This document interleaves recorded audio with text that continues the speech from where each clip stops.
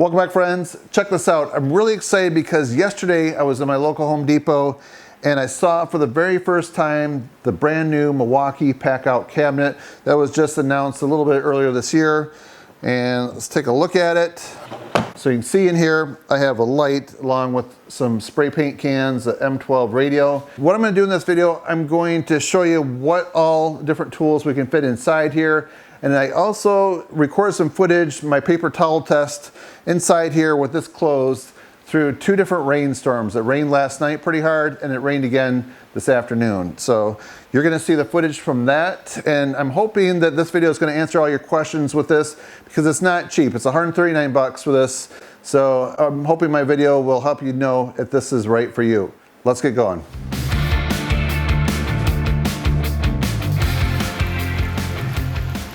So now everything in here is emptied out. Let's take a close-up look, and we're just gonna put some various tools in there to see what fits. So this is a Milwaukee M18 rotary hammer with the hammer vac. Will that fit and close? Yes. The M18 angle grinder, no problem. All right, so we have a couple of M18 nail guns. We have the 18 gauge nailer, 18 gauge stapler. Those easily fit in there. All right, we're getting into some bigger tools now. The M18 circular saw. Fold that down. Ooh, that. Yep. All right, then we have the M18 super sawzall. Let's take that blade off. And then with the battery, I think we're gonna just take the battery off. Definitely fits. Here's the M18 21 degree framing nailer. This one's gonna start getting a little tricky. This is kind of an awkward size. I guess if you tilt it up like that, it will close. And then this item right here, which is probably the electrician's best friend, it's the M12 portable bandsaw. That fits in there really easy. I don't have the M18 version, but this is the one to get from everyone that I've talked to. And then we have the M18 worm gear style saw. This is a little bit longer, a little more awkward. Yep, we've got the battery out and that fits. And the final thing, a 24 pack of water. Nice, that fits in there. So let's say you had that in your refrigerator overnight and you just want to bring it to the job site. You have water for everybody right here. So then if you're wondering about putting some tubes of caulk in there, like these liquid nails right here, it's really not gonna work at all standing up. You could definitely lay them down. And then what's cool, there's just a little lip right here, so that just keeps it, if it just rolls a little bit, it won't just roll out and land on your foot. Okay, and something I have to mention is my place, my shop is overrun by spray cans like this. So what I'm gonna do is see this like common size, like WD-40 and just some other spray cans, how many of these right here we can fit.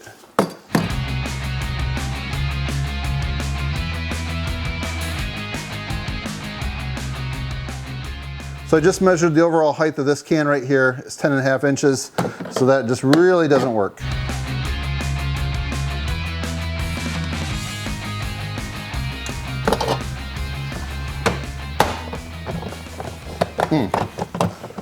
All right. That is about as full as it's gonna get. So I also noticed this glass cleaner right here is just a little bit too tall. All right, our last count, let's take these out and see how many we have. All right, so I was able to get 30 cans in here. So if you look at the top of this right here, you'll see there is a little locking lever. So when you pull on that, it releases that right there. So you can install this on the wall plate system. That's something that I may get for my garage. I'm not sure yet. I'm also looking at building some cabinets, but this is the ideal way to set up your garage and have it available to move whenever you need it to. So I just want to point out on both sides of the slat wall, I'm thinking about putting the packouts going right up next to that. So that's something you might see this winter as I start working in my shop a little bit more often. All right, so now let's take a look at the clips where I brought this outside to see how it holds up to the rain and to the garden hose. Here I have 3 sheets of paper towel. I'm gonna lay them on the bottom floor of the Packout cabinet. It's kind of breezy out, so it's a little bit of a challenge to get them all to lay perfectly flat, but that's pretty good right there. And you can see a little bit of rain, a few sprinkles actually only at this point on the concrete right there. Now if you look across this field, about 1.5 miles away, there's actually quite a bit of rain heading in my direction.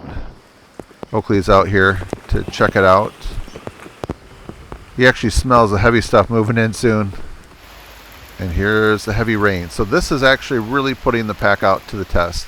So if it doesn't leak in this situation, then I think you're going to be safe in any other type of outdoor rain situation. I think the rain was mostly going this direction right here. You can see this is not level, it's leaning downhill. All right, let's check inside here. Try to do it slowly so the door doesn't drip onto it. So inside this right here, the paper towels are completely dry. The very back paper towel has a little tear, but that is nothing is wet at all. There's just a little bit of water around the rim, but it's actually not going inside the Packout. All right, so if you look inside there, you don't see any puddles in there. There's no standing water, nothing. I'm really impressed with that. 3 new paper towels here, nice and dry. Let's see if I can get them to lay in there kind of flat at least. Okay, we're going to use some of the different settings on here and just spray the front because that's where the seams are.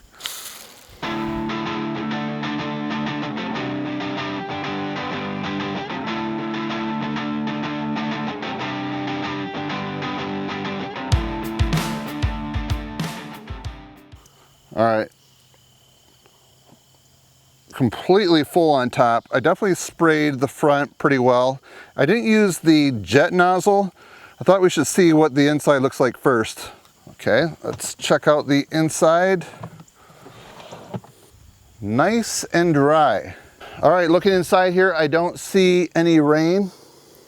No standing water, no puddles on the inside. So now the ultimate test, we're gonna put 3 paper towels in and use the jet setting on my garden hose. So I use 2 spray intensities.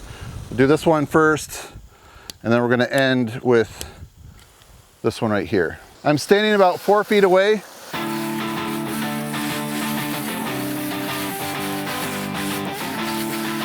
And now, the jet.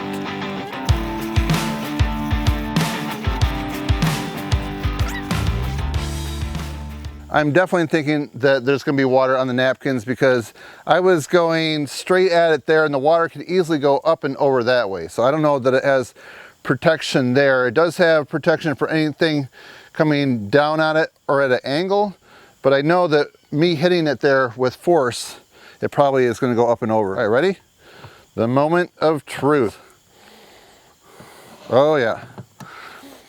All right, so there's the limit. So as you can see, it will withstand rain, but it will not withstand a jet garden hose. So if you go to the website, I'm not sure if they gave you the inside dimensions, but there's the little lip on there. Let's just see, 16 1/8 inches.